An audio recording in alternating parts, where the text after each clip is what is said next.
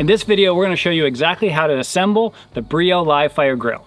First, assemble the legs and sides.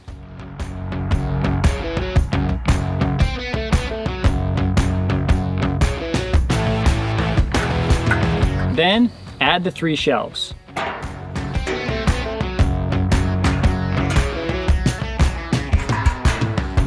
Next, attach the 2 sides together.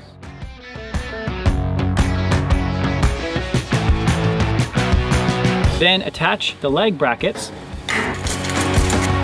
Then attach the tray brackets. Attach the trays to the stand. Insert the fire tray. And finally, attach the bottle opener.